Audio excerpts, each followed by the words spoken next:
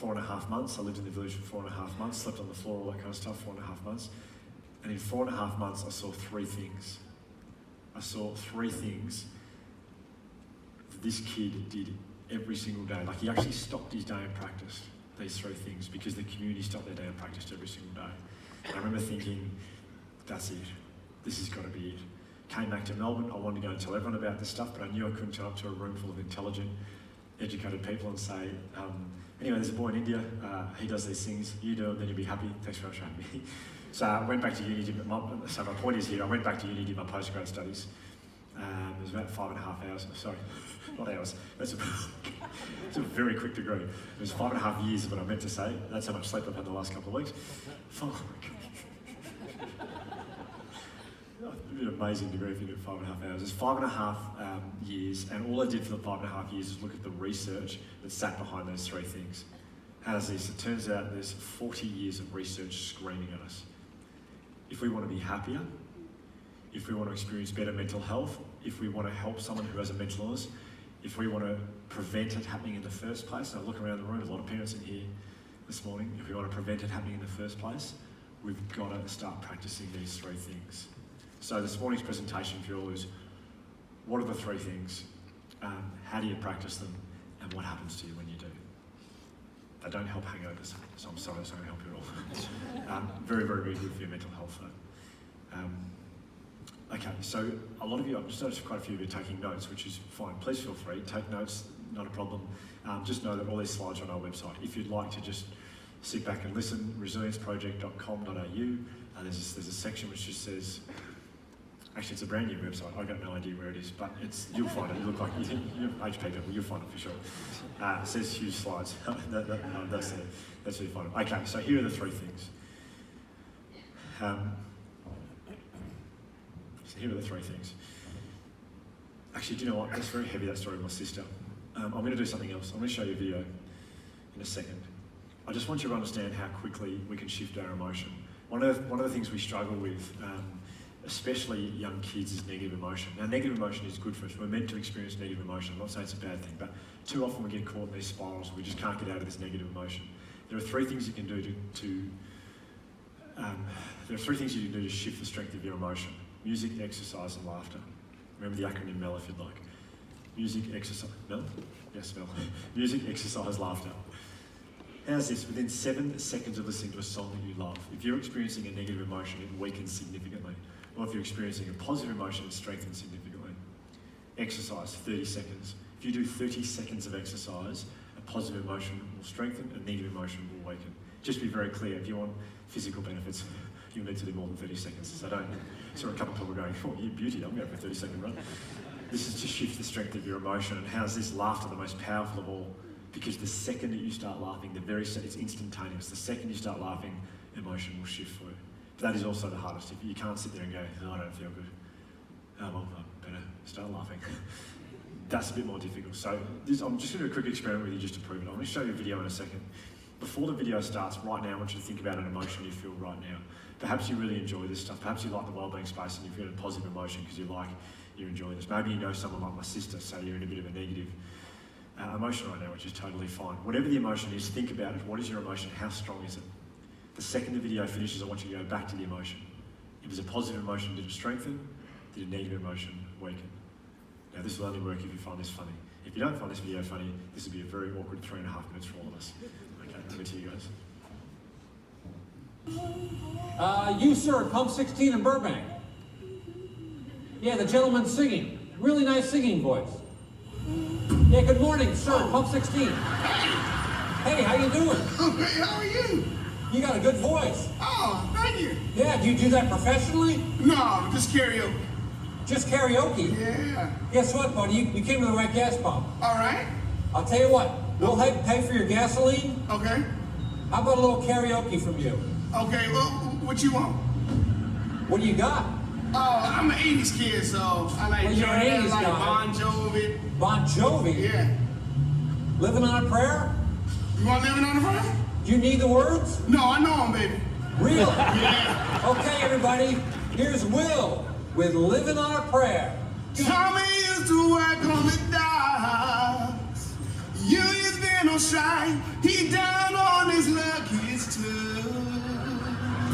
You're good. So true. Look out, Bon Jovi. Woo! She done works the diner all day. Working for her man. She brings home her pay for love. Get this guy on The Voice. For love. She says we gotta hold on to what we got. Doesn't make a difference if we make it or not. We got each other, and that's a lot for love. We'll give it a shot. Oh, we're halfway there. Oh, living on a prayer. Take my hand, and we'll make it, I swear. Oh, living on a prayer. What was that? Look how embarrassed your girlfriend is. That your wife? Who's in the car? Yeah, wanna get me together? Nah, I'm leaving her there. Yeah, is she doing a duet? Get her out here. You wanna do a duet? Yeah, we want a duet. Come on. You don't wanna do it. She won't do it? She won't do it. You are living on a free tank of gas. Living on a tank of gas.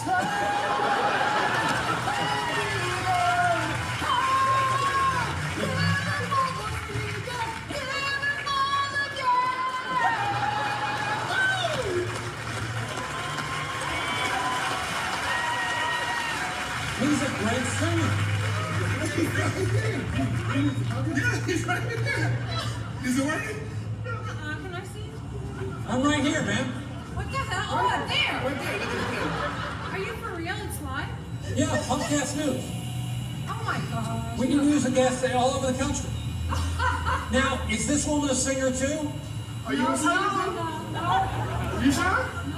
Everybody does karaoke. She does a good Alanis Morissette. What song by Alanis Morissette? None. I'll sing Sweet Dreams by the Eurythmics. Here, it's coming up. Here, it's about to start. Okay. I'm ready.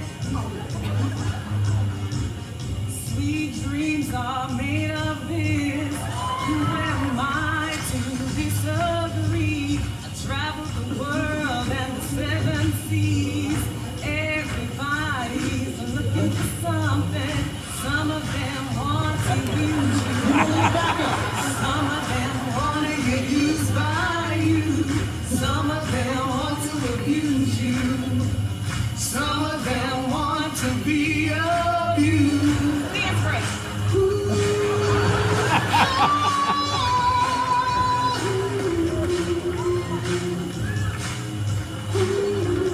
I'm gonna get both of you on The Voice. Sweet dreams are made of this. Sing, baby. Who am I to disagree? I travel the world and the seven seas. Get it, girl. Everybody's looking for something. Dance break, dance break, dance break.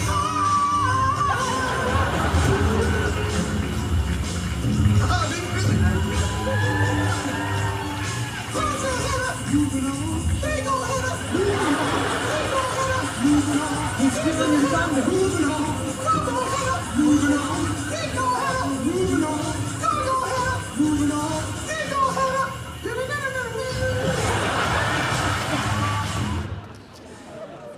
So, I didn't make that video, don't comment, that's fine. So this is a really powerful thing to understand around the house at home if you've got kids. Music, exercise and laughter, particularly laughter. So you know what makes them laugh, you can use that. Music, I mean, you know what music they like, play it around the house, provided you like it as well. Your mental health is also very important. I can't handle the Wiggles for another second, so we're not playing around like this, but music, exercise and laughter. Let's get stuck into gratitude, empathy and mindfulness now. I'll explain the girls in a second. Very lucky worked with the Australian netball team a little while ago. By far the most awkward session of my entire life. I'll get to why a bit later on. What is gratitude? Gratitude is this. Now we are horrible at this in countries like in Australia. We're so bad. Gratitude is this. It's the ability to pay attention to what you've got, not to worry about what you don't have. So many people living in Australia live by this model of happiness that psychologists call the if and then model of happiness. If I buy this iPad, then I feel happy. If I buy this car and drive around in a car like this, then I feel happy. If I live in a house like this, in a suburb like this, then we'll feel happy. Now, I just said iPad, didn't I? Sorry about that, I didn't mean iPad. iPad won't work. Tablet, I meant to say. It doesn't work. These things don't work. Why? Because in a year's time, there's a better tablet coming out, and you see, you think, I need to buy that, so it makes you feel happy. Actually, I shouldn't use this example at all. HP products do make you very happy. They're wonderful stuff. I'm so sorry. I'm so tired. Anyway, but just forget the whole iPad tablet part. Let's move on very quickly. So if you buy a nice new car, you think, I'll buy a nice new car, that'll make me feel happy. A year later, you pull up and you've got a nice new car, you pull up at the lights in your nice new car and you look around and you think to yourself, you see a nicer car and you think, actually if I had a car like that, then I'd feel happy. Visit a friend in a nicer house, nicer suburb. Actually, if we had a house like this, then we'd feel happy. Actually, I need to stop using the house as an example. I had a lady got in touch the other day. She runs a finance company she got an office in Brisbane, Sydney and Melbourne. I don't know how she got in touch and she said, I'd like you to come and speak to all my staff. And I said, no worries, how many staff do you have? She said, I've got 420. And I said, no worries, where would you like to do the presentation? Meaning, do you want to do it in Sydney, Melbourne or Brisbane? And she said, I'm thinking we'll do it at my house. And I said, at your house? And she said, yes. And I said, where's everyone going to go? And she said, oh, they'll fit, it's fine. I was picturing it being like an auction outside the front of her house and everyone standing in the street. Anyway, I got to her house, never in my life, not in a movie, not in a TV show, I'd never ever seen a house like this before. She took me on a tour of the house. It took 20 minutes to get around the house, to get out of every room. And we finished and she said, anyway, what do you think? As these words came out of my mouth, I thought, oh my God, that's so rude, but I couldn't help it. She said, what do you think? And I said, how much is this place worth? And she told me, because she said, oh, it's funny you asked, we just had someone value the other day. And so she said, it's $38 million. And I went, right. So 20 minutes later, I found myself doing this part of the talk. And I said to all the staff, I said, if you live in a house like this, I said, if you live in a house like this, you'd want to be bloody happy. Anyway, so if and then doesn't work. Gratitude is where happiness comes from. That's when you look at what you already have. We have got so much here in countries like Australia. We've got so much, but we miss the things we have all the time. We're too busy worrying about the stuff we don't have for our well-being. Gratitude is where happiness comes from. Now, the Australian girls, I'll give you a beautiful example of what if and then looks like. Why was it such an awkward session? Because when I arrived at their hotel for their training camp for the World Cup, the lady who organised the talk said, oh, I'm so sorry. She said, I just realised I totally forgot to book a room for you to do the talk in. I said, don't worry, it's a big hotel. There'll be a conference room, a meeting room, a boardroom, we'll be fine. There wasn't. So 10 minutes later, I found myself in one of the girls' bedrooms, in a hotel room, with those 12 girls lying on a bed in front of me while I was trying to do my presentation. It's very distracting, as you can imagine. One of the girls starts crying, bawling her eyes out, not just like sniffles, like proper snotty type crying, really loud. She put her hand up and she said, that's me. I said, what's you? She said, that if and then thing's me. She said, you've never met me before in 25 seconds, you've just described my life. She said, I don't care about house, car, that kind of stuff, or whatever it is. She said, for me, I always said, she said, as a kid, I was so happy. I had the happiest memories of my childhood. And then as a teenager and things changed, I remember actually saying to myself once, because a PE teacher at school said to me, you could play for Australia one day. So she said, I said to myself, if I can play for New South Wales one day, then I feel happy. She said, I told myself that when I was 13. So I stopped being happy because I wasn't playing for New South Wales. 14, 15, 16, 17, 18, 19, congratulations. You're playing for New South Wales. She said, I hadn't even put the phone down yet. She said, I hadn't even gone and told Mum and Dad the news. I'd already thought to myself straight away, I don't feel any happier than I did 2 minutes ago. I don't feel any different. So she said, then I said to myself, it's okay if I play for Australia one day. That'll be it. If I play for Australia, then I feel happy. She said, so I'm unhappy at 19, 20, 21, 22, 23, congratulations, next flight to New Zealand. She said, we defeated New Zealand 4-0 on my debut series, and she said, I was voted player of the series on my debut series. She said, I'm on the plane flying home, back to Australia, and I burst into tears because I realised something. I'm no happier than I was before I was playing for Australia. She said, then I get, so she said, straight away I said to myself, it's okay if I get to captain Australia one day. If I can captain Australia one day, then I feel happy. She said, I'm 30 years old, I will never captain Australia. She said, I've been living my dream since I was 19 years old. And do you know what? I haven't enjoyed a second of it. Because all I do is think about the things that I don't have. That's if and then. Now, what does it look like when you pay attention to what you've actually got? I love this story so much. this is my favourite story from today's presentation. I spent June, July, a bit of August last year. I based ourselves, Penny, Benji and I based ourselves in Broome, and we were, I was donating curriculum to, we've got school curriculum, donating it to Indigenous, really poor Indigenous communities along the west coast of Australia, a little bit inland. And I took these boys here from Broome High School. The only way I could get the bus off the local school to travel was to take the boys with me, which the school was very excited about. I'd take these boys down south and we'd play footy against local communities. Anyway, these are the boys from Broome High School football team. We were down south and we were about to play a game against a local community. And I was standing next to a boy who was going to be playing, all of about, I don't know, probably 9 or 10 years old. He was very, very young. And all he had on was a pair of tattered old shorts, that's it. He was wearing tattered old shorts and he had a pair of, he had one shoe on. He's kicking the football with one shoe. He's running around kicking the football with one shoe. And after a while I said to him, I felt sorry for him. I said, oh mate, I said, you lost your shoe. And he smiled and he looked at me and he said, no, I found a shoe. And I thought, what a beautiful example of paying attention to what you've got, not worrying about what you don't have. That's gratitude. We'll talk later about how you actually practice it. The second one we'll talk about today is empathy. You all know what empathy is. Empathy is when you feel what someone else feels. Why are we big on that at the Resilience Project? It's very simple. The more empathetic you are, the more likely you are to act in a kind way. And from a very selfish point of view, the neuroscience behind kindness is extraordinary. You do something nice for someone else, your brain releases a hormone called oxytocin. And oxytocin is known as the love hormone. Why? Because when you experience oxytocin, you feel this overwhelming feeling of joy and love come over you. That's pretty simple. Now, I'm not saying that's why we do it. I'm not saying you do it just to make yourself feel happy, but it's proof that we're hardwired to be kind. Every time you do something nice to someone else, I'm not talking about outrageous acts of kindness at all, or donating huge amounts of money. I'm talking about little things. I'm talking about holding the door open for someone. I'm talking about shouting someone a coffee. I'm talking about letting someone into traffic. I'm talking about giving someone a compliment. Compliments. We think nice things about people all the time, but it's pretty rare we actually go on and say we keep it to ourselves, we're pretty guarded, ego, whatever it is. When you do these things, your brain releases a hormone called oxytocin, that makes you feel happy. Childbirth, oh my goodness me, that has to be the most incredible example. Penny and I did this, Penny and I did a course before, the course we did, it was about 3 months before she gave birth to Benji, and the course was called Calm Birthing, which is a terrible name for, it was the most uncalm thing I've ever seen in my entire life.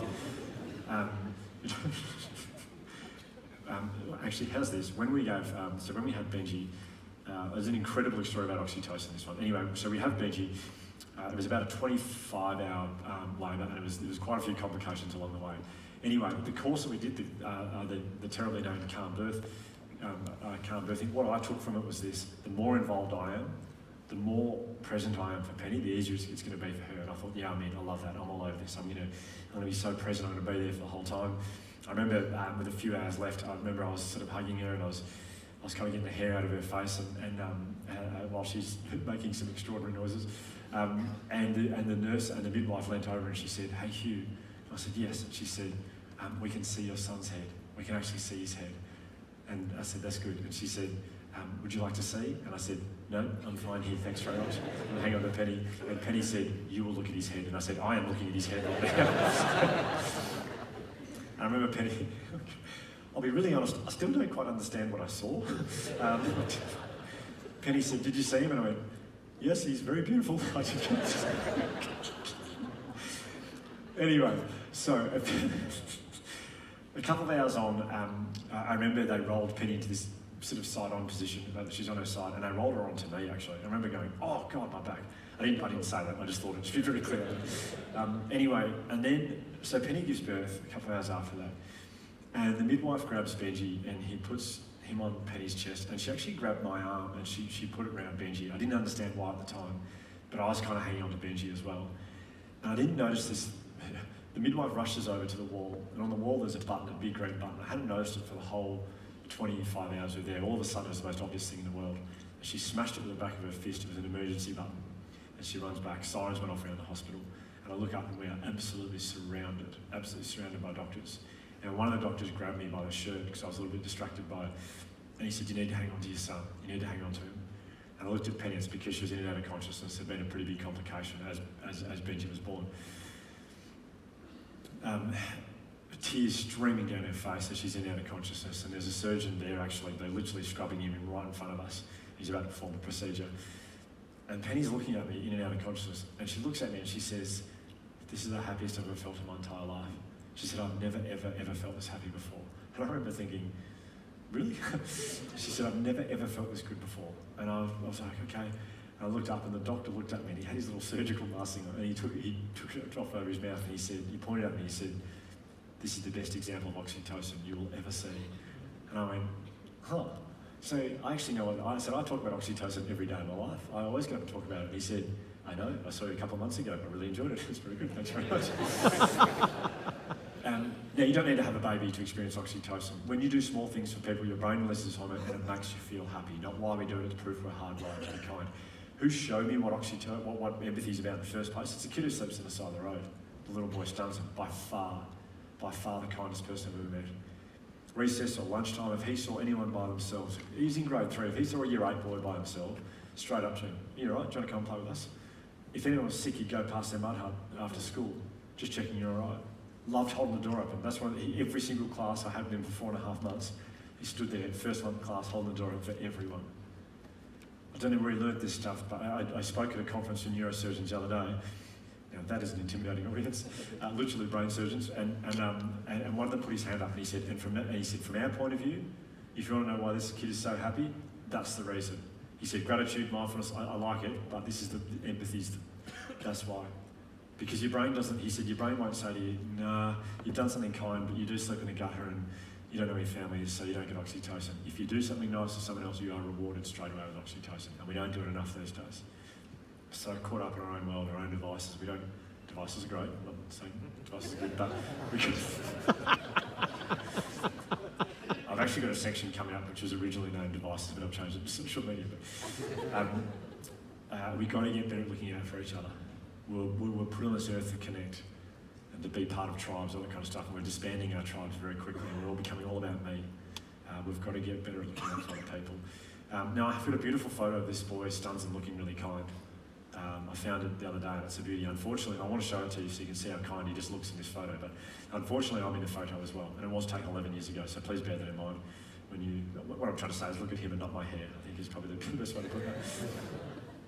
The kindest person I've ever met, and we'll talk about how you actually teach it and practice it later on. I'll tell you a beautiful story about Nathan Buckley. Now, for those of you who are from Australia or from Victoria, you will most likely know who this man is. If you don't, the guy on the right, you're right, is a guy called Nathan Buckley. He's head coach of the biggest football team in Australia, Collingwood Football Club. He used this word empathy to turn not just his career around, but his life around. I've been very lucky to do a lot of work with Collingwood, and which is a strange feeling as a Hawthorn supporter, a very strange feeling. But Nathan Buckley coached for 7 years. He's one of their favourite sons, one of their best players. He then coached the club, and in 7 years of him being coached, they didn't play finals. And we spoke about it after he was told he was going to get fired. They said, "You're definitely done. There's going to be an internal review, but you're not going to survive it. Just if you want to look for other jobs, please feel free." So we caught up, and he was of the assumption he was going to lose his job. Turned out he didn't.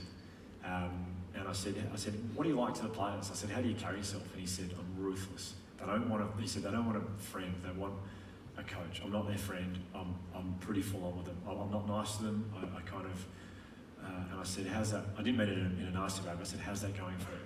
And he said, "Well, not very good. We haven't played finals yet." And he said, "This is the one word I'm really fascinated about, empathy, this oxytocin stuff. If I've only got 1 year left, I want to enjoy it." And so I said, "Well, come back to me with it," because he had a mantra. His mantra was be ruthless. And I said, "Let's look at that one. Maybe there's a better word you could use." And he said, "Yeah, we'll have a look at it." And I said, "Come back to me in a few days. Come back with a word that's going to summarise who you are as a person for this season, the season 2018, just gone last year." And he said, "I will." We caught up 3 days later, and I said, "So what's your word?" And he said, "I've got my mantra." I said, "Yeah, what is it?" And he said it's be lovely to everybody. And I said, "Okay, I'll do it. It's a bit long. Do you want to really try and sharpen that up?" And he said, No, that's what it is though. I've had a long think about it. I want to be lovely to everyone." The stories that came out about this man last season were incredible. Now, they went to within a kick of winning the grand final. Not because he made empathy his focus, but he said it's turned my career around, but more importantly, it's turned my life around. There's things that Grant, now, there's a boy in between myself and Nathan there who has cerebral palsy, who's a very good friend of mine.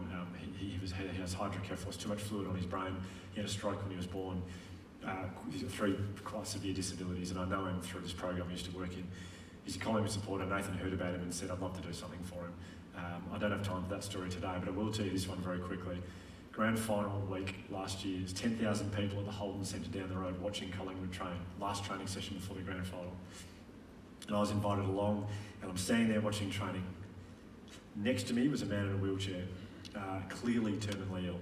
Had a breathing apparatus on. There was a medical, someone from the hospital was actually with him, checking his vitals, all that kind of stuff. He had a hospital wristband on. There's 10,000 people there, training in the middle of the train. The boys are running around everywhere, and Nathan's in the middle of the ground, and he turns around. And I thought he was looking at me, and he started waving. And I thought, that's pretty good. I went, "G'day Nathan, how you going? Nice to see you." And he said, "Not you." And he said, the bloke, he yelled out, he said, "The bloke next to you, the guy in the wheelchair." And I said, "Oh, right." And he said, "Can he see properly?" And I said, "I don't know." And he said, "Well, we'll ask him." It turns out the guy couldn't see. I said, "No, he can't see." He said, "Okay, we'll move him." Turns out the fence line was directly in this guy's line of vision, and he couldn't see. So we're trying to move this guy. Nathan, in the middle of grand final training, he runs over and he helps carry this guy in his wheelchair he brings him onto the ground, finds out his story, finds out he is terminally ill. The guy watches training from on the ground, and then he invites him into the rooms afterwards to hang out with the guys while they're getting changed, getting ready for the grand final. I'm not saying it's why they made the grand final and did so well, but he said, when you do things for other people, he said, it's amazing. It's just amazing how other things in your life just start to click because you just feel good. So much positive emotion. Anyway, we'll come back to that a bit later on. Mindfulness. Now, this is a hard one to talk about because I feel like it's a little bit of a buzzword at the moment. Everywhere you go, every conference you go to, someone's bloody talking about mindfulness. And it's almost starting to get to the point where it's a bit annoying. So my job today is to try and do it in a non-annoying way, which is hard. So mindfulness is this. It's the ability to be calm. It's the ability to be present. Are we calm in Australia right now? No, we're not. The most common mental illness in Australia right now is anxiety disorder. An overwhelming amount of obsessive, negative, worrying, irrational thoughts you find really hard to switch off. How common is it? We'll talk about the stats later on because it's terrifying how common it is.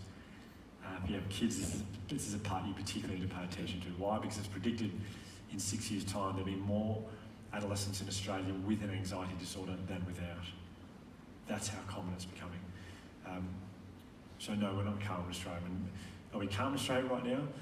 The next time you are in traffic and you're driving along, next time you're in a car driving and you slow down a little bit because you're trying to work out, oh, do I turn left here or is the next one? I'm not really sure. Hang on, which one do I turn at? And you slow down a little bit just to get your bearings.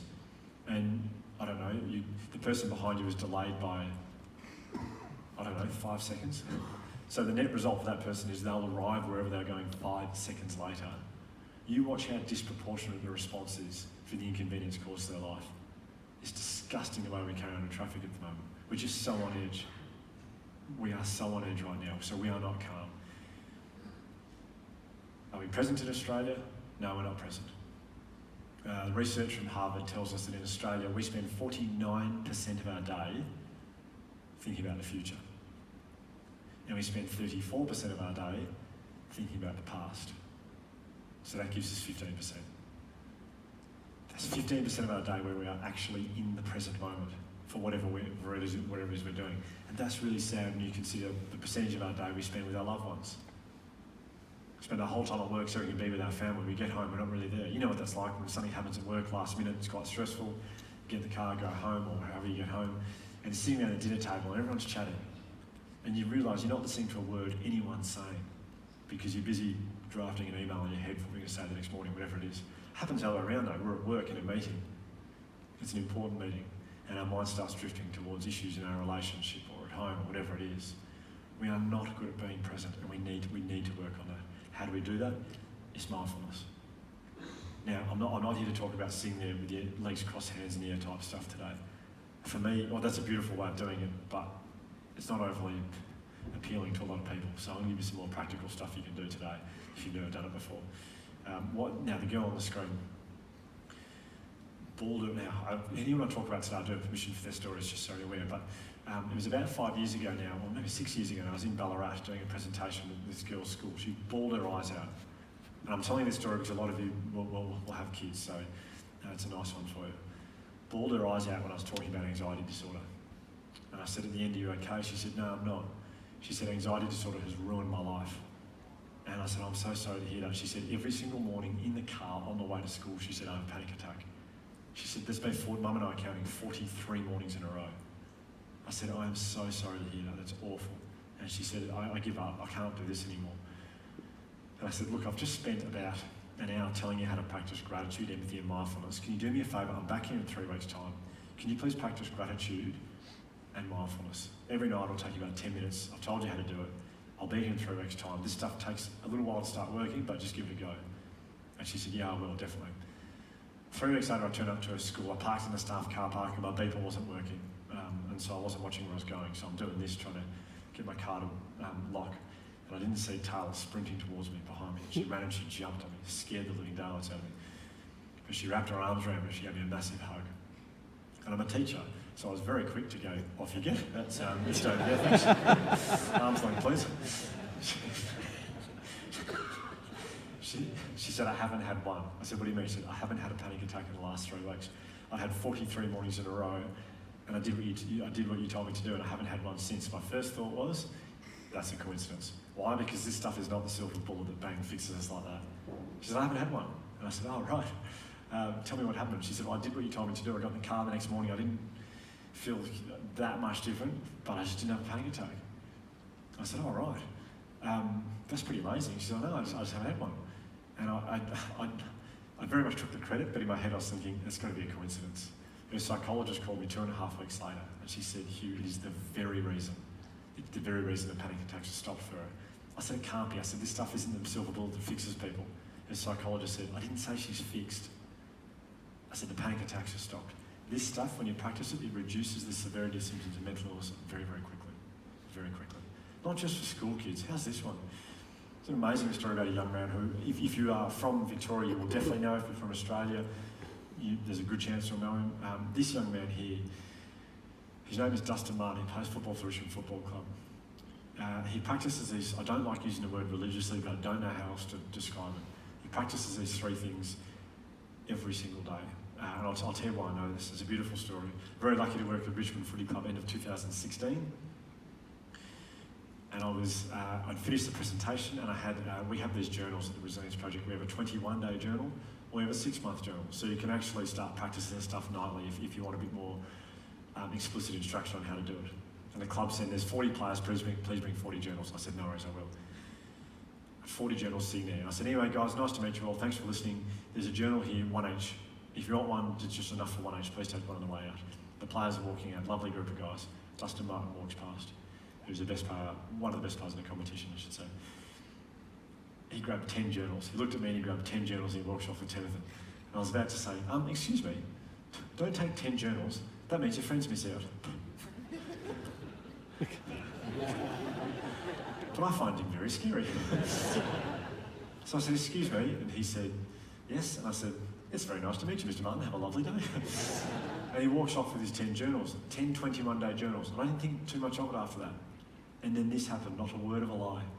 210 days later, I'm sitting around, I'm having breakfast with Penny, and my phone beeps. There's a text message from a number I didn't recognise. And the message said, hi mate, finish your journals, could you please send me some more? And I wrote back and said, absolutely, of course I can. I'm so sorry, who is this? And the message came back and it said, it's Dusty. I said, it's Dusty. And I looked at Penny and I said, I don't know Dusty. Do you know a Dusty? She said, I don't know a Dusty. And I wrote back to one of the best footballers in the country. I said, I'm so sorry, Dusty who? And the message came back and it said, it's Dustin Martin, Richmond Football Club. And I put my phone down and I said, hey Penny, it's Dustin Martin from Richmond Football Club. He's just sent me a text message, I can't believe this. And we chatted about it for a bit, so I didn't write back to him straight away. So I think he took that as me, when I go to their clubs, I pretend I don't know the first thing about football, which is very not true, but I pretend I have no idea who they are. So he wrote back and said, it's Dustin Martin, Richmond Football Club. And he sent me another message, like, as a clue, just a tiger emoji, that's all it was. I was like, okay, I know who you are. He said, I took 10 journals. And I wrote back and said, I know, I saw that. And he said, I haven't missed a night. He said, I've done 210 nights in a row. He said, this stuff's unbelievable. He said, it's changed my life forever, but I don't want to miss a day. Can you please send me some more journals before tomorrow? And I wrote back and said, so Dustin, we do have a 6-month journal. Would you like a 6-month journal? And he wrote back and said, geez, that would have been good to know about 210 days ago.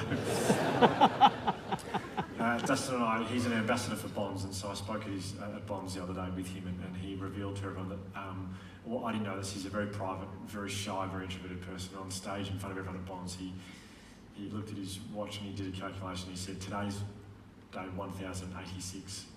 He said, I haven't missed a day. I haven't missed a day. There's 3 things that take me 10 minutes every single night. Haven't missed a day, which I had no idea about. And he said, here's the advantage I've got over you. And he said, I guarantee you, every one of you in this room, I promise you, you're all smarter than I am.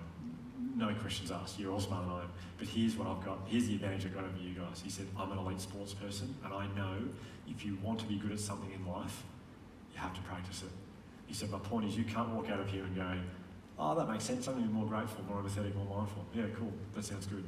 He said, if you want to be good, you've got to practice it.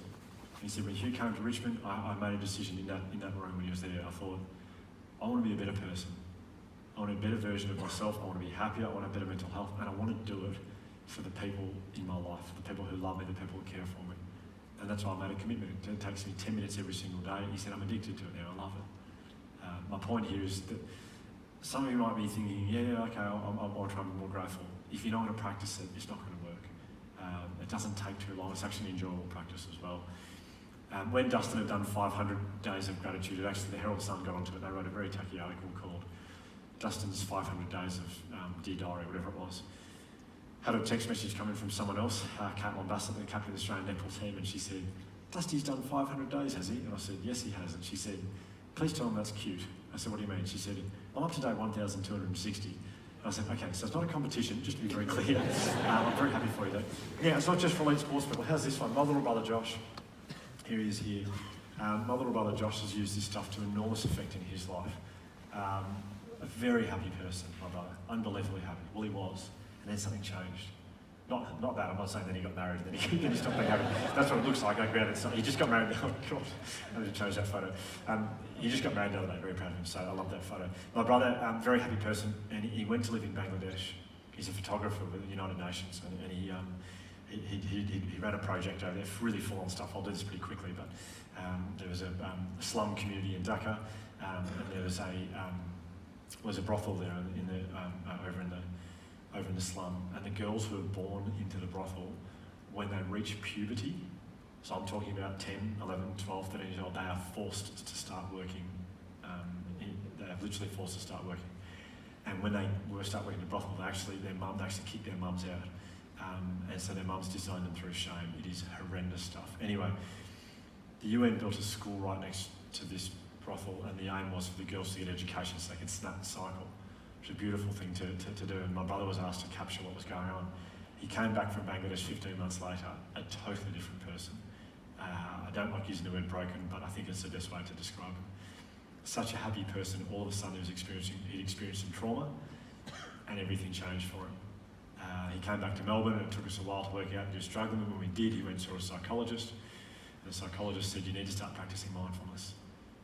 The psychologist said, how much time do you spend thinking about what you saw in Bangladesh? My brother said, he said 98% of the time I'm awake, that's what I'm thinking about. The psychologist said, not abnormal, not unhealthy, but you need to get better at paying attention to what's happening as it's happening. He did a 4-week mindfulness course, 20 minutes every day, that's all he did, and his recovery was really quick, really quick. This stuff works for all of us. That's a very heavy story, so let me change pace again very quickly. I had this photo up on a screen in Western Australia at a girls' school called Perth College. All the Year 11, all the Year 12 girls were in the room. There was about 500 of them. Year 12s, it was the end of the year last year, so the girls were about to finish. He took a lot of attitude in Year 12s. One of the Year 12 girls in the back of the room put her hand up. And I said, hey, can we do questions at the end? She said, it's not a question, it's a statement. And I said, okay, is it quick? She said, it's very quick. I said, go for it. And she said, your brother's heaps better looking than you are.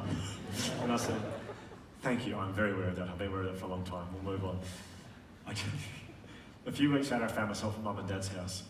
And my mum was cooking dinner for us all, and I was in the kitchen chatting to Mum, and I told Mum that story.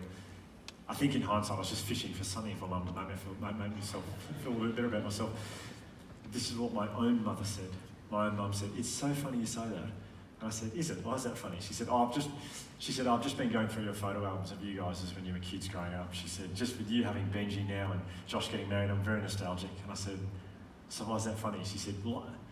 She said, I'm sorry, darling, but it's always been that way. I said, you're my own mum. And she said, no, now I feel bad. I'm not talking about you, to be honest. It's just more your brother, Josh. He's always been absolutely beautiful. And I said, thanks very much. She said, oh, now I feel bad. I said, I'm so sorry about you feel bad. She said, I'll be back in a minute. She comes back armed with all those photo albums. She's got photo albums everywhere.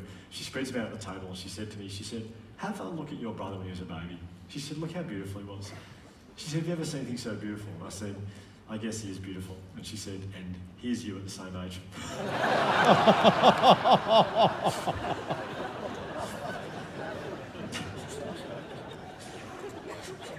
I said, right, I think you made your point. She said, no. Do you remember your brother in prep when he was 6 years old? I said, kind of. She said, she said, that was his most beautiful stage, I think. She said, have a look at him when he was isn't he just beautiful in prep? And I said, yeah, I guess he is. She said, and here's you at the same age.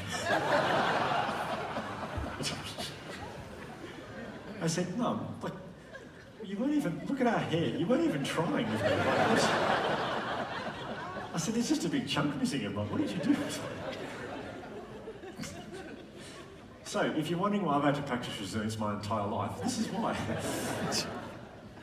Now, just in case you're thinking to yourself, okay, I get it, this stuff will help people who have a mental illness, or this stuff helps people who have gone through something traumatic. You might be sitting there thinking, I'm not going through anything traumatic, and I don't have a mental illness, so what's this got to do with me? This has got nothing to do with me. Why am I sitting in this room? This is why. Every single person in this room right now is on this scale. Everyone in this conference is on this spectrum here. This is the mental health spectrum, right? We're all on it. I heard a psychologist the other day call it the happiness scale, and I love that. I think it's a beauty. The happiness scale. We're all on it. You know people up here. Everyone in this room, maybe you're this person, but everyone in this room has got a friend who is this person here, like the +5s of the world, right? Very happy people. Always smiling, always laughing, life's great. If something goes wrong for these people say, oh, that's all right. Actually, come to think of it, I'm grateful for this challenge. When I get through this, I'll be even happier than I already was. What a wonderful opportunity this is for me. They're bloody annoying people, those people. That's them, no, I don't mean that for that person, but that's them at the top end, right? Then we get varying degrees of happiness and well-being and the positives. If you're a +1, things are going pretty well for you. Life's good. If you are if you're a 0, everyone knows what 0 feels like. We all know what 0 feels like, okay? 0 is this. You have no symptoms of, and we know this because we all move up and down the spectrum, so a lot of people know exactly what this feels like. 0 is no symptoms of mental ill health whatsoever, none. But if someone stopped you in a really honest moment and said, are you a happy person right now? Are you happy? Are you a happy person? Your very honest answer to that question has to be, no, I'm not happy. No, I'm not a happy person. That's 0. Then we get varying degrees of mental ill health. -1 could be the Australian netball, depressive symptoms time to time. -3 could be Taylor having panic attacks daily. -4, -5, that's my sister. In and out of hospital for 19 years of her life. We're all on there, right? And you might be thinking, but I'm a +4. What's this got to do with me? This is what it's got to do with you. 49% of Australians will experience a mental illness in their lifetime. And to be honest, I think it's a lot more than that, but the data says 49%. I think it's closer to 65. But anyway, 49% of Australians officially will experience a mental illness in their lifetime. Why is that so high? Because one of the things that causes mental illness is trauma. When something goes wrong in our lives. No one in this room is immune to trauma. No one. Unless you're a psychopath, but that's a totally different topic. Here's what I classify as traumatic. Losing a loved one, a serious illness in the family, relationship breakdown, losing your job, some really big changes taking place at work, realising that you are unhappy in your relationship, realising you are really unhappy with what you do at work. Those things are all traumatic. And when they happen, this is what happens to you. You drop down the mental health. You drop down the mental health spectrum. That's normal. That's a normal response to trauma. That means you're a normal person. But here's the exciting part. 40 years of research from the world's biggest universities is screaming at us. If you practice these 3 things, when, not if, when something goes wrong in your life, you won't drop as far down the spectrum and you will bounce back quicker. And that's resilience. And that's why it's so important. Which so often people say, you need to toughen up, harden up, concrete, all that kind of stuff. This is a stupid thing to say to someone if you're not giving them the practical stuff of how you actually do it, how you actually toughen up, how you actually recover from something. Gratitude, empathy, and mindfulness. That's how we do it, according to the research. Now, a lot of people have said, I'd be very clear, I'm not a psychologist, be very clear. A lot of what I talk about is in the area of psychology, but I'm not a psych. I have a panel of 4 psychologists that I consult to who help me with this stuff every single day and make sure what I say is spot on from a psych point of view. One of the psychologists who's helped me a lot in the last 12 months is a guy by the name of Michael Lloyd. Michael is in fact the Australian cricket team psychologist. So the fact that he's had time to help me in the last year, that is very impressive. He has been a very, very busy man, I have to say. And yes, as I said in the intro, I did do a program for the Australian cricket team just before they went to South Africa. That was a huge success, as you can see there. Really proud of that one. It worked really well. Anyway, moving on. Here are the statistics I want you to be aware of if you're a parent. 40% of secondary school kids in Australia now have a mental illness. 40%. How's this one though? I find this one more confronting. A lot of you are taking photos, so I'll leave it up here. By the way, there's lots of people who are sitting down there. Can you guys have a seat? Do you want to come and have a seat? There's so many seats over if you want to sit down. I'm happy to pause for a minute if you want to come and have a seat. One person is, good on you. In you come, you should be sitting down there. There's heaps of seats over there, there's heaps in the front row. Oh my gosh, there's where are you all coming from? That's like the clowns coming out of the car. I thought there was 4. Welcome. You're the ones who stayed out a little bit later on gathering. Plenty of seats over here if you want to. Okay, what was I saying? Yes, how's this one though? This is for those who are primary school kids. Have a look at this. 24% of primary school kids in Australia now have a mental illness. Now, just so you're aware of something, when I started my teaching career 14 years ago now, the first professional development mentor, I can't remember who she was, but a lady got up and said, we have a serious problem right now in Australia. She said, we have 1 in 25 kids with a mental illness, 1 in 25 primary school kids. 2019, that statistic is now at 24%, increasing rapidly. If you look at the rates of mental illness and the increase over the last 70 years, it looks like this, just this constant upward trend. And then 10 years ago, it did this. Now, what's happened in the last 10 years? I'd love to hear from you guys. Call it out. Anything that's happened in the last 10 years that might have contributed. So thank you, very good, excellent. And I did actually give you a clue, and I said I'll talk about social media later on. Social media is causing some serious issues for our well-being. I'll give you 2 statistics that really cry out to me as the most frightening of all. And I'm not talking about technology is not the problem. It is the social media. It is social media. So I'm just be very clear for HP people. There's a fine line I'm about to walk here. There's a survey you can do online, and it gives you you get a score out of 24, and it tells you how addicted you are to your device. It gives you a mark out of 24. If you get a 22, 23, or 24 out of 24, it says you actually need a psychologist help to break your addiction to your device. Now, I looked at that and I thought, my gosh, imagine you need a psychologist help to break your addiction to your phone. Wouldn't that be embarrassing? And then I looked at the results of the survey. 18,600 Australians have done the survey so far, and 98% of them need a psychologist help to break their addiction to their phone. Here's the issue for kids. In the year 2018, it was estimated that the adolescent and child brain has this. The adolescent and child brain last year received the same amount of information in a week that our brains used to receive in a whole year. Their brains are being absolutely inundated and smashed with information. Now, I've got no issues with devices at schools. I really don't, because what they are learning, it's extraordinary.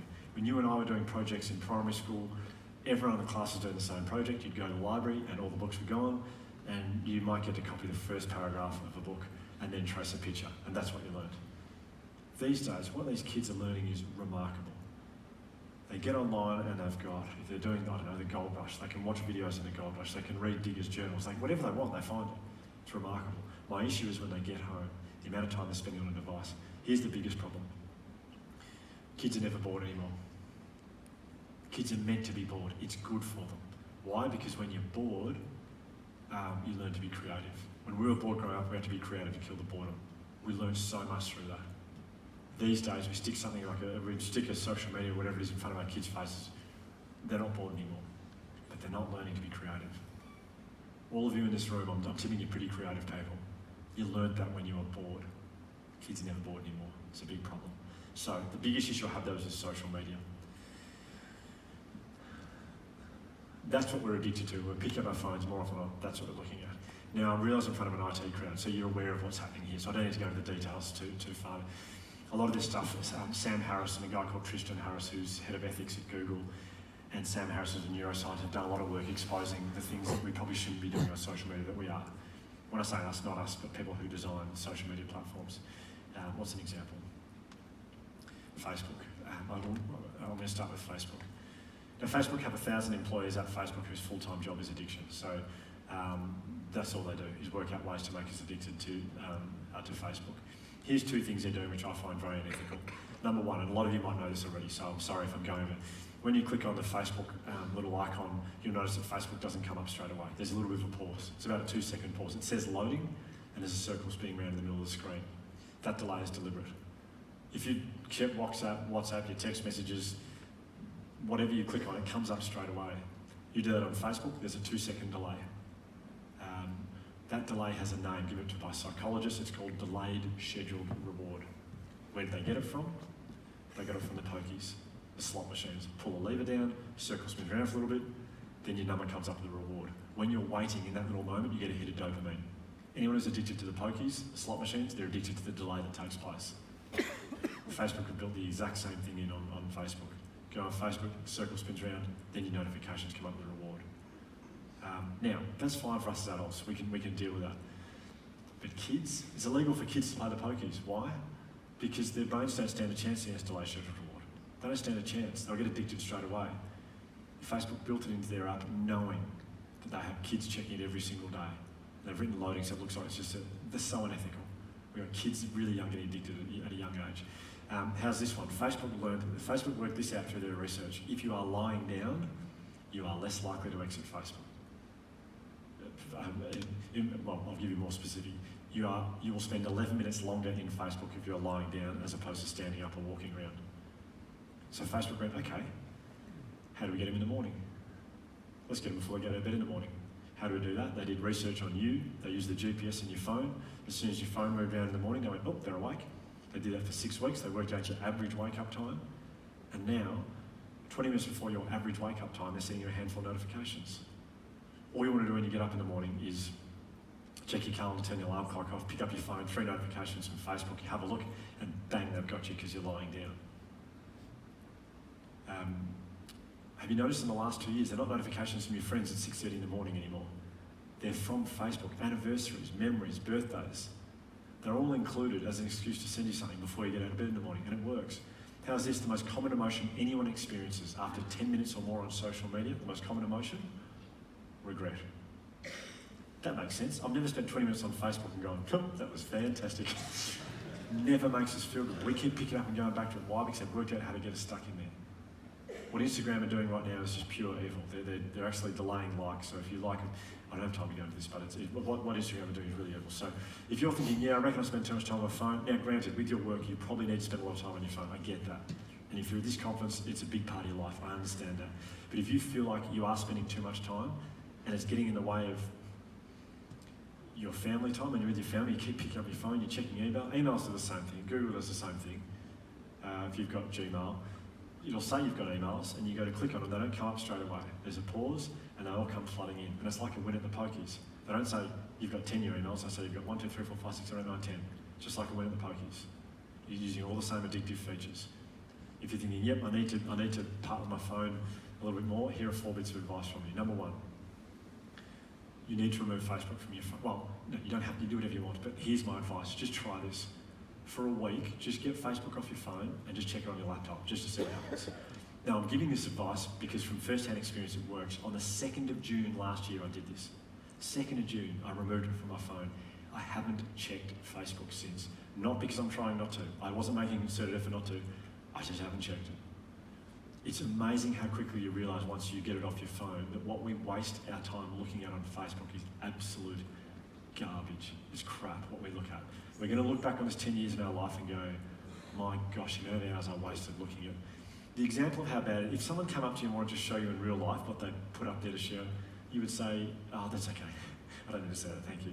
For example, we're in Melbourne, great example. If you walk past a cafe and you saw a friend and they said, oh, good timing, my coffee's just arrived. Do you want to come and look at it from directly above? You would say, probably not, to be honest. That's fine, let's just talk.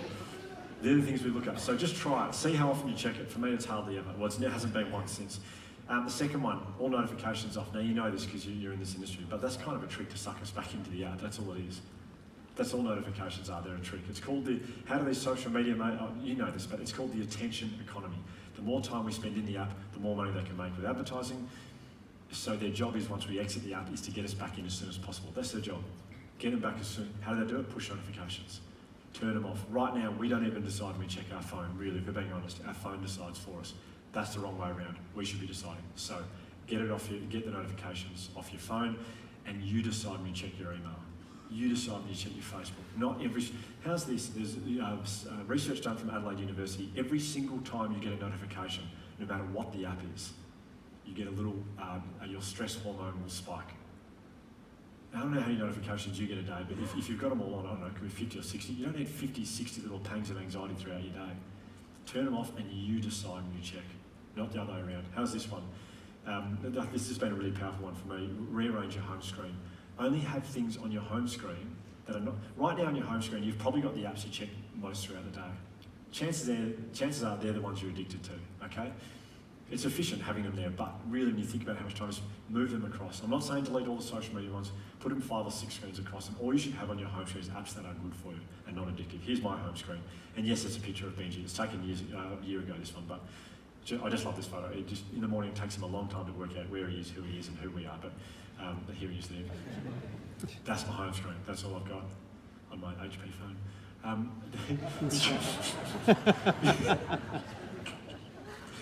Music. I told you about how powerful music is. It's not addictive. You don't look and go, oh, I've got to have this on, but it's just nice reminder. Podcasts, I love learning. Got that a lot of you guys love learning as well. Of course, you come to a conference like this. I do get the irony here. The Resilience Project app, available in the iTunes Store and Google Play for download now. Not addictive, I promise. It's just a wellbeing journal on your phone. Map my run, health and fitness, and then of course we've got Buddha 5, which is a meditation. That's all I've got.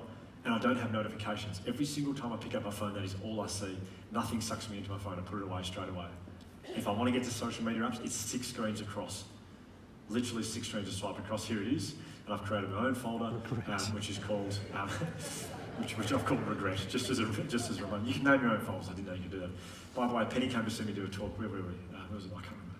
It's Brisbane. We're in Brisbane. We're going back to the hotel. And we're in the Uber. And I said to Penny, oh, did you enjoy the talk tonight? She said, yeah, it's fine. I said, oh, thanks so much, that's very nice of you. She said, just some feedback. I said, didn't ask for it, but go on. She said, would it be possible to remove the word regret from my forehead when you're talking about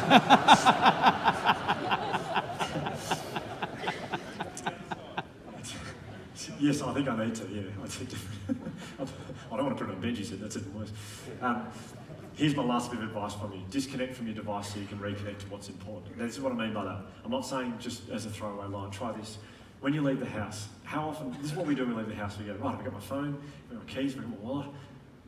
Have I got my phone? Have I got my keys? Have I got my purse? No, you don't need to take your phone everywhere. That's a lie we tell ourselves. We do not need it everywhere we go. Now, granted, 4 out of 5 times we probably do. But if you're going out for dinner with your partner, why do you need your phone? You don't need your phone.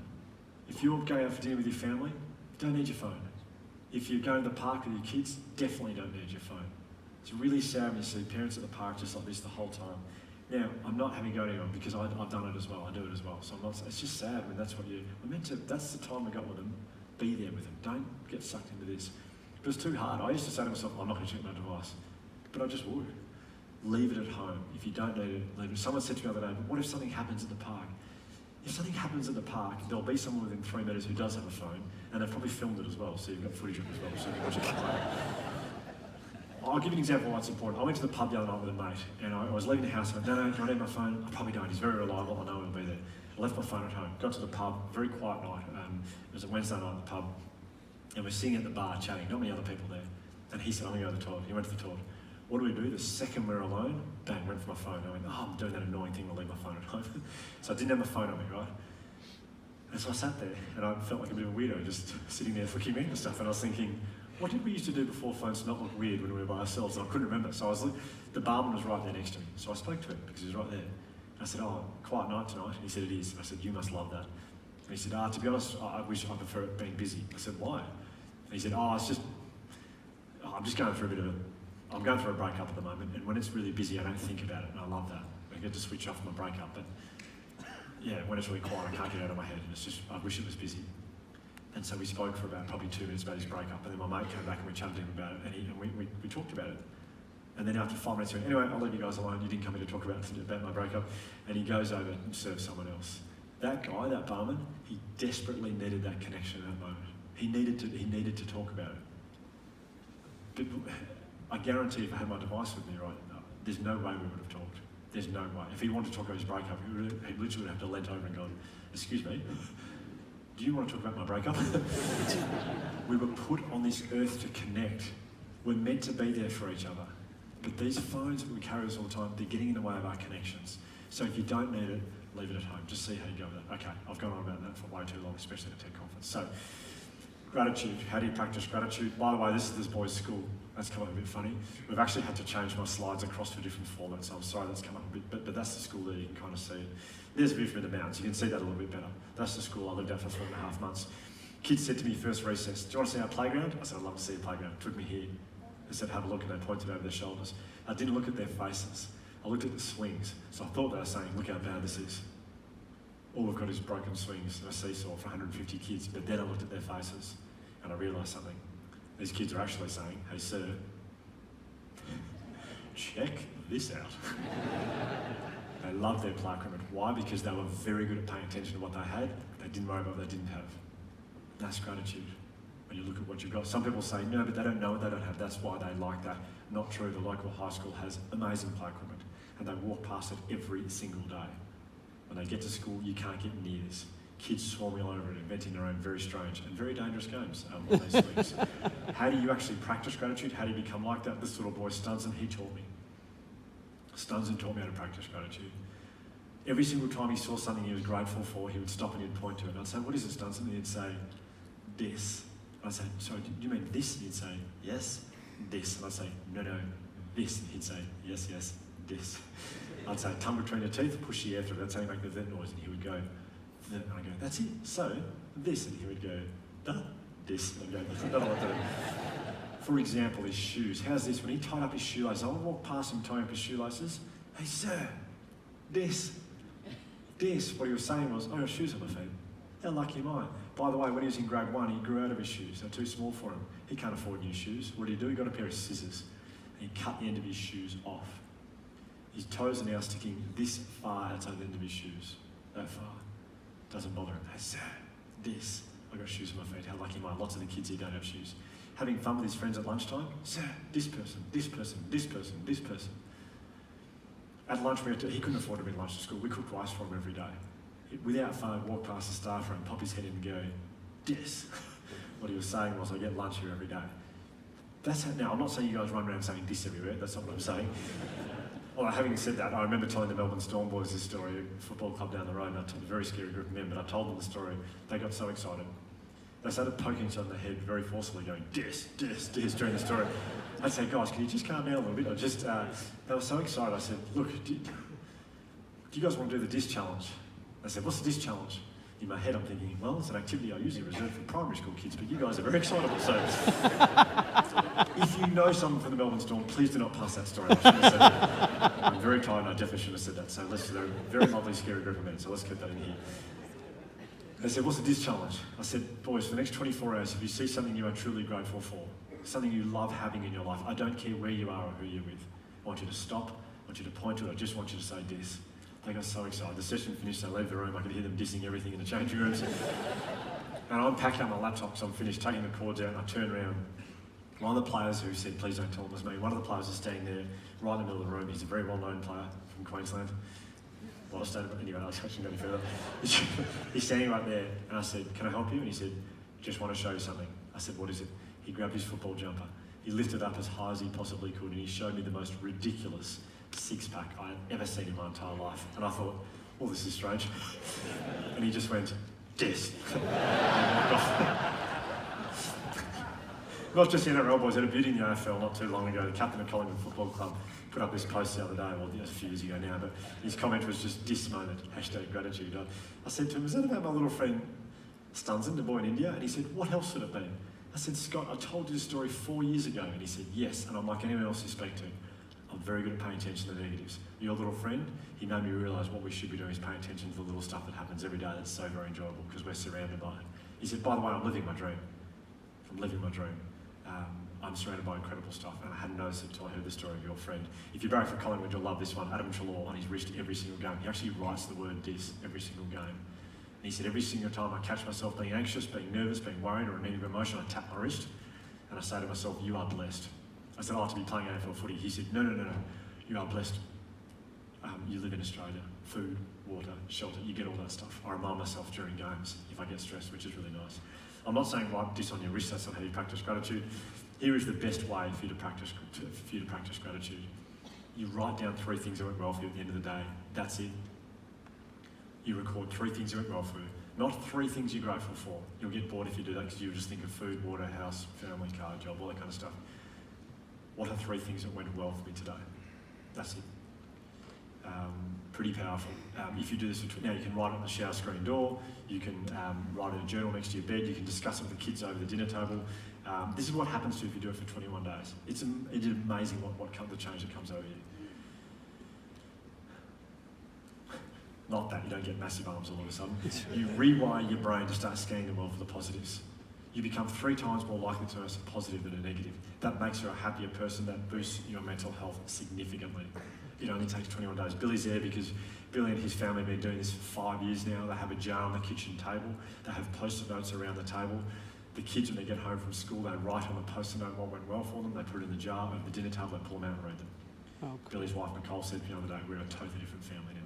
Totally different, which is really nice. If you do it for 42 days, these are the things that start to happen to you. It's an incredible journey to take your kids on. That's the most cameras that's gone up. I don't know why, but you love this slide, obviously. There's a lot of photos. These are the things that happen to you if you just not what are you grateful for, what went well for me today. If you have a really bad day, it is more important you do this. As Dustin Martin said to his audience, he said, you can't pick and choose. You can't go, oh, I've had a good day today, I've got so many things. But you can't the next day go, I've had a shocker today, I'm not doing it. It's more important you do it in those days. I had a nice coffee this morning. Before my day went to absolute mayhem, I had coffee, I had a nice coffee. I got a good run into work for traffic. That never happens in here in Melbourne, but anyway, that's an example. Mindfulness. 8:30 to 9 o'clock every single day, the kids did this. I thought they were saying their prayers. I thought, gee, it's a religious school. I didn't realise how religious this was. Someone said, no, they're doing meditation. And I said, what, for half an hour? In my head, 11 years ago, I was thinking, what a ridiculous waste of time, these poor kids. And then I realised something, it was optional. They didn't have to be there. Every single child was there. Everyone turned up for it. It was optional, 8:30 to 9 o'clock. I joined in myself. It had a profound impact on me. They did a very spiritual one. It was like kind of something like that, then like this. But anyway, I joined in and I came back to Melbourne and I started practicing myself. I looked into it, I thought, this stuff's unbelievable. Why are we not taught this stuff at school? Having lunch with a friend of my brother's, Daniel, a few years later, actually in a very strange twist to today's presentation, Daniel was also Penny's ex-boyfriend, but that's a totally different story. And I don't have time for that. And if I did have time, I still wouldn't tell you the story. But anyway, I was having lunch with Daniel. I said, footy starts tomorrow, you must be very excited. He said, not really. I said, why not? He said, I don't like football. I said, what are you talking about? He said, I hate it. I said, what do you mean? He said, the night before a game, I lie in bed and worry about all the mistakes I'll make tomorrow. No different to us lying in bed at night worrying about work. He said, then the game starts and I kick the ball. The first thing I think is, what did the commentators just say? But that's what was really bad just then. He said, the night after a game, he said, I lie in bed and worry about all the mistakes I made. I said, gosh, it sounds like you're not very mindful. He very defensively said, what does that mean? I said, it means you're not in the present moment. You're not here right now, and you're not calm. He said, yeah, footy makes it hard. I said, if you practice mindfulness, you'll learn to enjoy your present moment. He said, I'll do anything. How do I do that? I said, Daniel, it's meditation. And he went, I am not doing that. And I said, why not? He said, I don't want to sit there with my hands in the air making weird noises. I said, there are other ways. Pass me your phone. I downloaded 5 wonderful apps for him. I said, listen to the introduction to all 5, choose the voice that you find least annoying, press play, just do a 10-minute meditation, see how you go, message the next morning.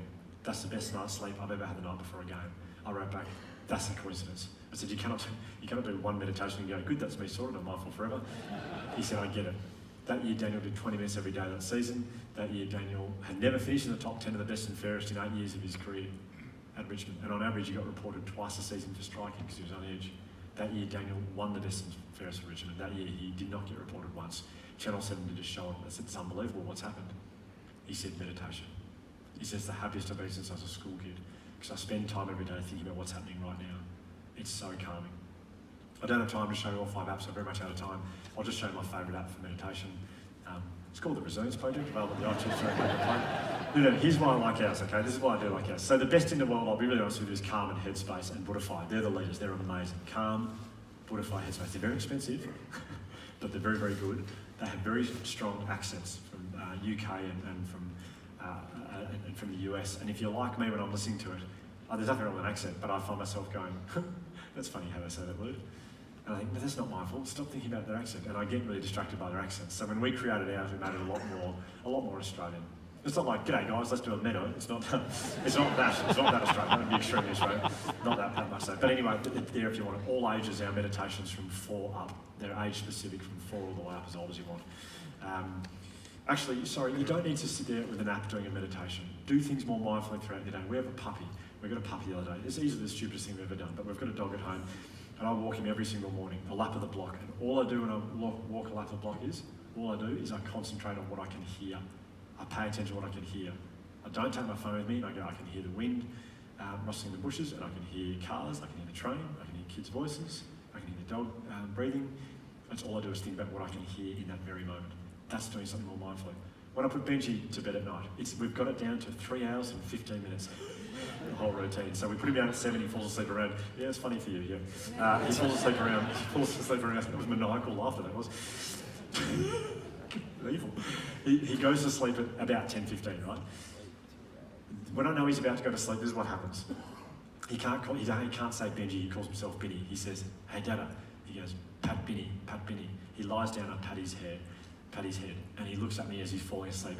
It's 200 strokes of his head, I've counted them, literally 200 strokes. I do this 200 times. And as I get to about 200, he starts to fall asleep. At the start of the year, I was going, oh God, this is so annoying. I could be doing so many things right now. I could be watching maths. No, I don't think that. What a stupid show that is. That I watch every single night and I don't miss.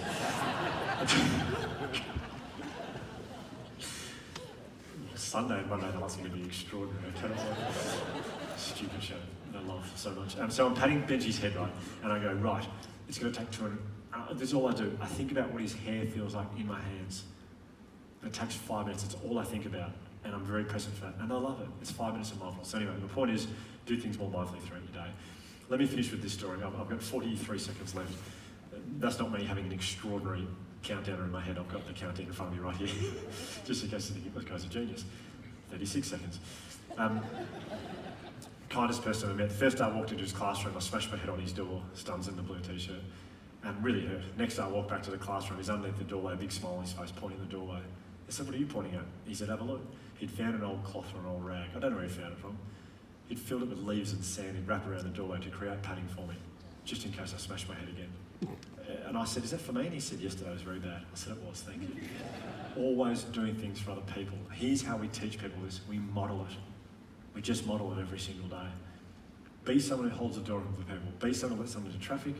Be someone who, you know, my countdown timer has just gone to flashing red, so I definitely get off the stage here.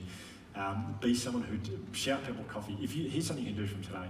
If you know someone who's struggling in your life right now, a family member, friend, just write them a quick note, just to say, I've got your back, I love you, anything I can do for you, I'm here for you. Now, it's unbelievably good for them, but it's very powerful for you as you'll experience oxytocin. Model this in front of your kids if you've got kids. You watch what happens to them. The values you put on display as their parent are the values that they'll come back to when they grow up. Very, very powerful stuff.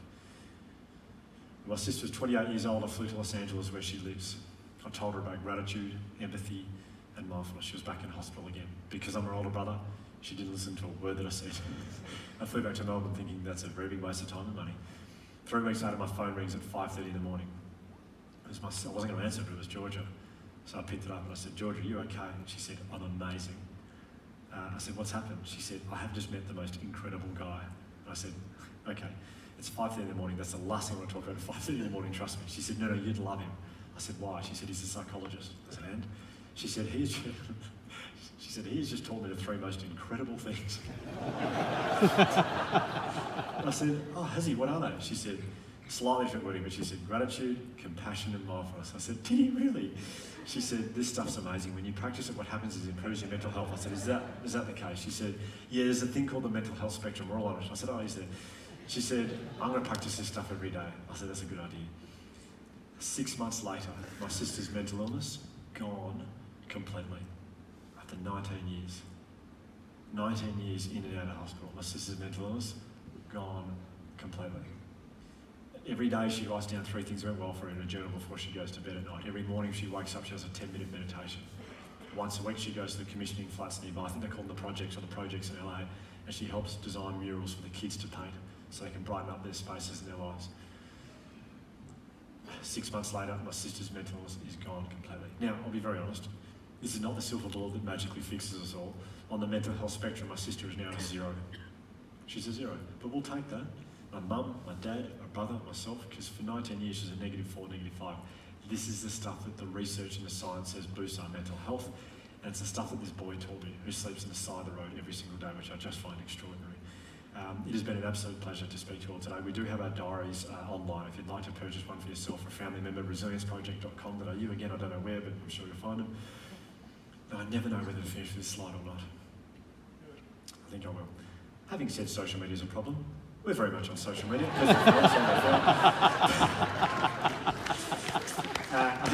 I have to say, it's been an absolute privilege to speak to you all today. It's been a very big week, but as soon as I got on stage and saw how incredibly attentive you were, I really perked up. So thank you so much for being such a beautiful audience.